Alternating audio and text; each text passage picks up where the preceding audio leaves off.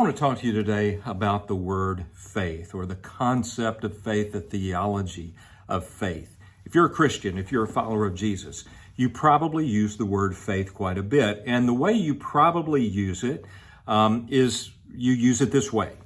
You would say something like this.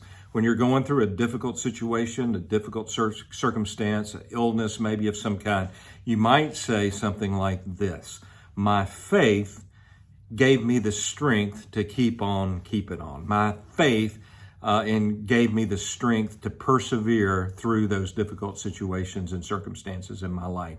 My faith gave me that strength. Because of my faith, I am able to have the strength that I need in order to face the next day, and on you could go. You might even go in this direction and say, well, my faith informs my political beliefs. It is because of my faith in the inspired, authoritative Word of God that I have certain strong political beliefs. Or you might even say this: my faith informs my social actions.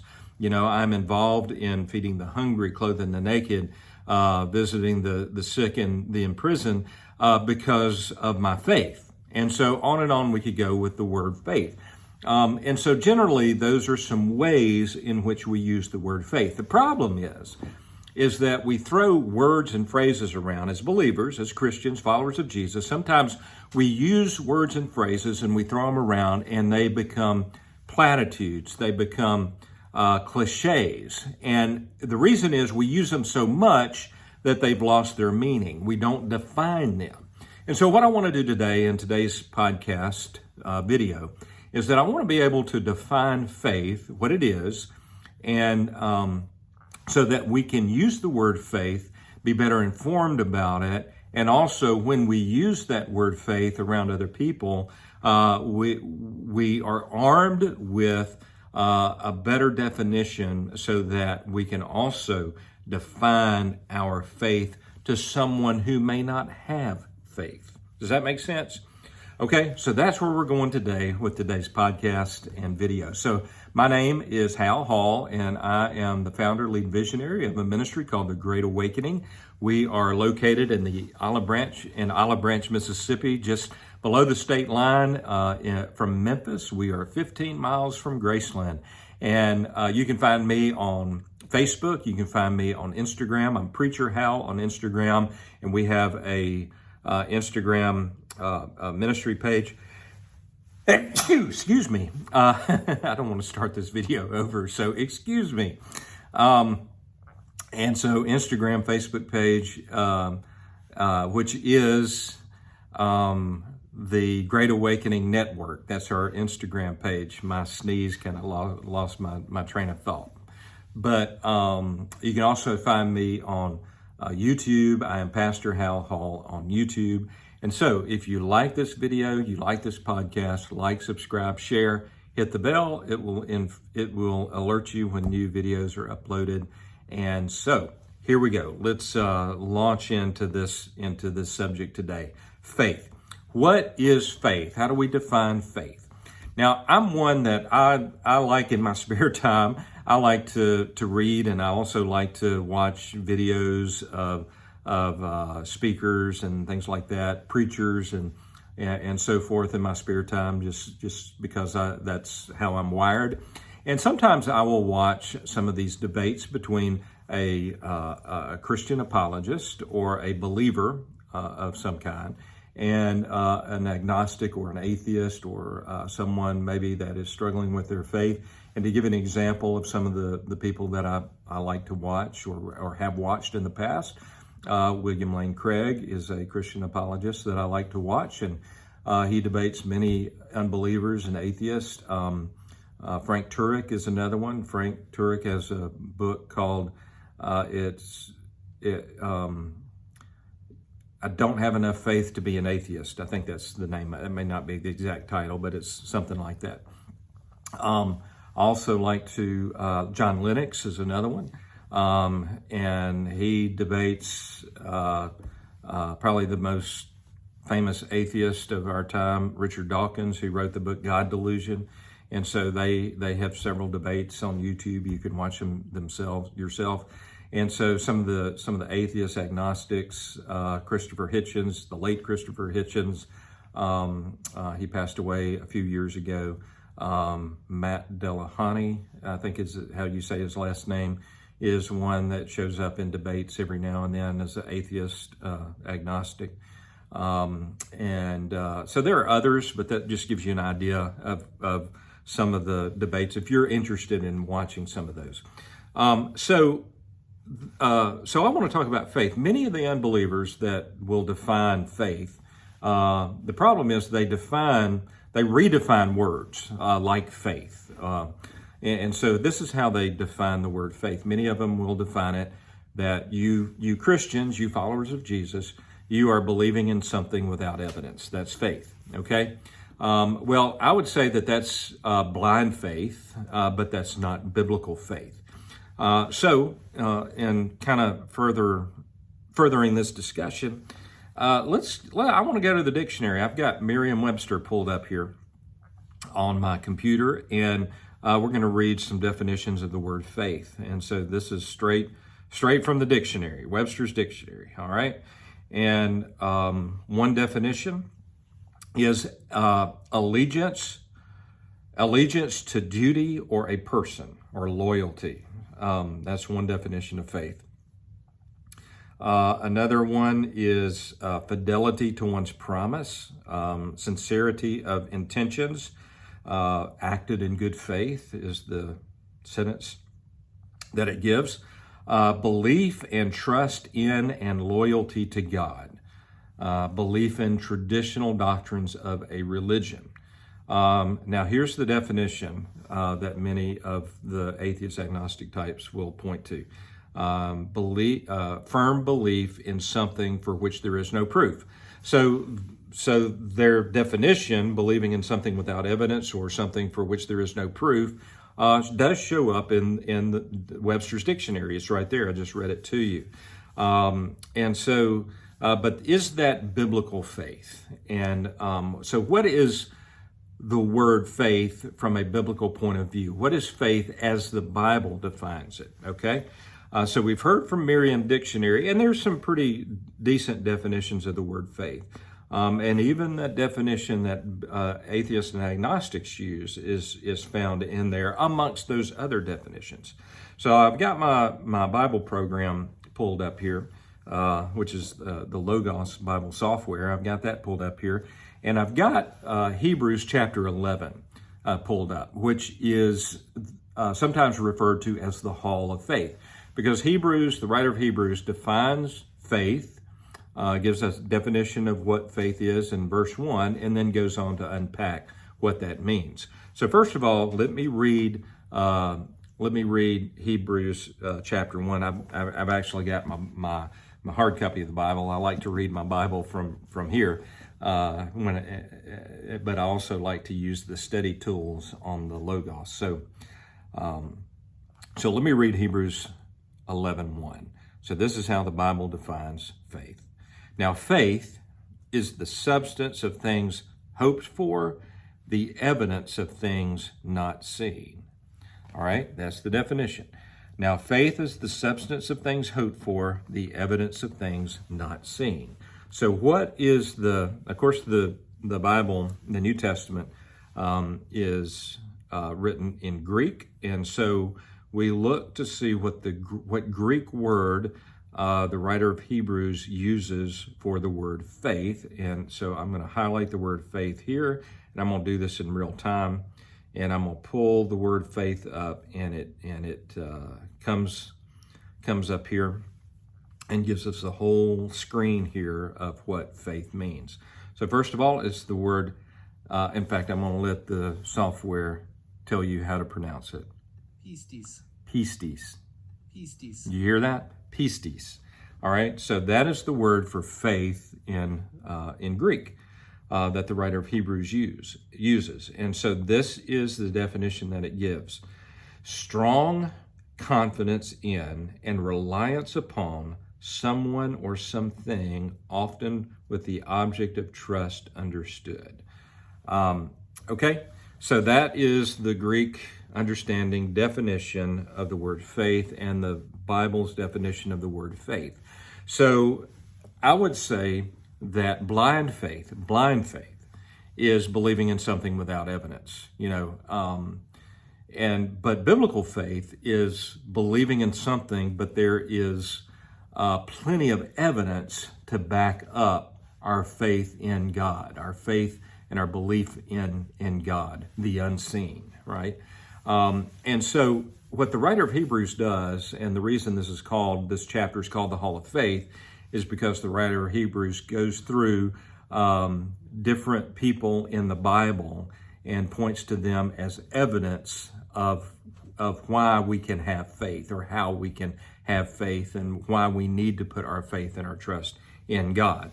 And so just for an example, I'm going to go through this and just to give you some of those names, right? And you have probably read through the book of Hebrews before, Hebrews chapter 11, and it begins by faith, Abel, all right? So Abel is one of the people. Enoch is another one. Enoch, verse 5, by faith Enoch was taken away so that he did not see death, and was not found because God had taken him. For before he was taken, he had this testimony that he pleased God. And so then it goes on in verse 8, Abraham, verse 11, Sarah. And then it goes on to mention Isaac. And then after Isaac, by faith, Isaac blessed Jacob and Esau concerning the things to come. And then verse 21 goes to Jacob. And then by faith, Joseph. Remember Joseph and the coat of many colors and that kind of thing. And so then it goes on to Moses in verse 23. And then in verse 30, it talks about by faith, the walls of Jericho fell down. And then it mentions Rahab, by faith, Rahab. And then it goes on to Gideon, Barak, Samson, Jephthah, also David, Samuel, and the prophets. And so it lists all these people who had faith, who had great faith. By faith, these people were able to do such and so. And so therefore, there's the evidence. We put our faith and trust in this God because these people of great faith accomplished great things, did great things. God did great things through them because they had faith in God, because God was able to hold them up, hold them together, and that kind of thing. And so that's what faith is. Now, we can also go on beyond the scriptures and into our own lives, or we can even go into church history and talk about some of the great things that happen in church history, not just in the book of Acts, but beyond the church of after the book of Acts, and talk about things like what happened during the Wesleyan revival and during the ministry of John and Charles Wesley, or during the First Great Awakening here in the United States, or the Second Great Awakening, or we could talk about the other great revivals and the things that God did, or how people put their faith and their hope and their trust in God to bring about a renewal or a revival and that kind of thing. And so maybe you've got people in your own life who were people of faith. And because of that, you saw them do amazing things, or you saw them go through the struggles of life, and their faith held them together and held them up and kept them from falling apart. And so I look at some people in my own life, even people, I've been a pastor for 30 years, and I look at some people in the churches that I've served for all these years, and I can look at people who went through some terrible, difficult, horrible things in their life. But because of their faith, they didn't fall apart. Because of their faith, they saw God do amazing things. Because of their faith, they did they experienced miracles in their life. I'll tell you about one. And so this was a number of years ago now, but we had a guy in one of my churches that his name was Stanley, and Stanley had never met Stanley before, seen him, but he started coming to church, and he was from the community that I was serving the church in at the time. And I'd never seen him before, never met him before. And he just started coming in, started talking to him, and started a relationship. He began to tell me, he used to live here many years ago, moved off, had a family, wound up getting divorced, and he wound up getting into drugs and alcohol, and lost his six-figure job, and basically was homeless and on the streets because of his involvement in drugs and alcohol. And finally, he made his way back home. He was living in a big city, and I was serving small town Mississippi, and he made his way back to small town Mississippi from the big city after living on the streets for a while. And he was getting his life back together. He recommitted his life to Christ, and he was good with construction and repairing things and buildings and that kind of thing. And so the church that I was serving, the building was in bad repair, and so there was a few places around that needed some TLC.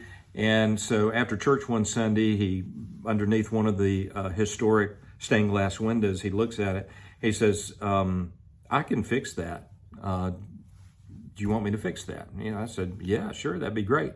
He said, well, I'll be here tomorrow morning. This was Sunday, and so 8 o'clock Monday morning, he shows up and he starts working, and he begins patching all these places in this historic building that needed work and that kind of thing. But I began to notice something with Stanley. He started getting a big growth on his neck, and it was a cancerous tumor, and I didn't know that. And so he went to the doctor one day, and the doctor basically told him that this is cancerous and there's nothing we can do for you. And basically he gave him a death sentence. You're going to die. You have 6 months to live, or three. It was actually 3 months to live, I think it was. And he didn't tell me. He didn't say anything. You know what he did? He went right back to work. And so so after a while, I said, "How did that doctor's visit go?" And we began to talk to him and about that. And he finally shared with me, that he's given me, the doctor's given me 3 months to live. And so we kind of, the church rallied around Stanley. But Stanley was a man of great faith, right? Now, I don't know how else to say it. He was a man of great faith.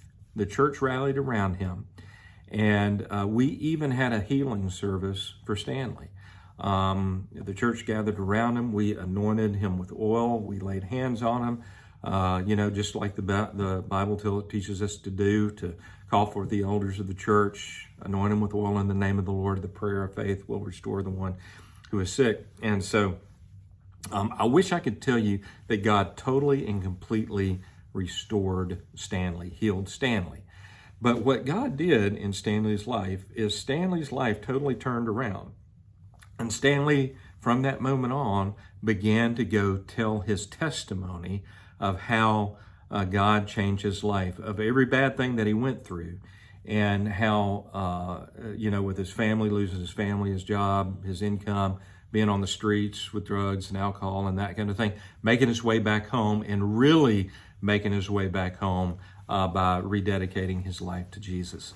And so Stanley probably reached more people in the next 6 years than most people reach in an entire lifetime. Now, did you hear what I just said? Stanley was given 3 months to live, but he had 6 years. And during that 6 years, he reached more people for Christ than most people do in a lifetime. That is faith. Stanley's faith gave him the strength to keep on keeping on. I love faith. I love that kind of faith, right? That's faith. That, my friends, is faith. It's not blind faith. It's not believing in something without evidence, but it's because we have the evidence of the people in the Bible. We have the evidence of the people all around us, people that went through difficult situations and circumstances because of their testimony, because of their testimony of what God has done in their life. There's the evidence. And so we can place our faith in God, in Christ, because of that kind of evidence. And that will give us the strength to keep on keeping on. When I'm going through a difficult situation or circumstances, I often think of Stanley. And I often think of other people in my own life who have been through difficult situations and circumstances that have come through clean on the other side. God may not have totally and completely healed them like Stanley, but God did amazing things in and through them because of their faith. That's the kind of faith that I want to have. That's the kind of faith that each one of us needs to have. Faith is not a cliche. It's not a platitude, okay? It's not a platitude, but it is something that's real.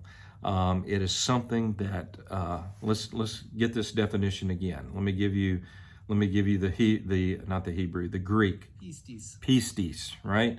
Pistis, what is it? Strong confidence in and reliance upon someone or something, often which the object of trust understood. The object of our trust is God. The object of our trust is who God is, what He has done for Him. The object of our trust is because of what Jesus has done for us on the cross, His death, burial, and resurrection. Because of that, I'm putting my faith, my hope, my trust in Him, and therefore I will be okay. No matter what it is that I'm going through, sickness, disease, financial difficulty, divorce, you name it, whatever the problem, whatever the situation is, your faith will give you the strength to keep on keeping on. May today's podcast, may today's video help inform you and encourage you that if you are going through a difficult situation, a difficult circumstance, may you have the strength to keep on keeping on because you have that kind of faith. May God bless you, and may you have a great rest of the day.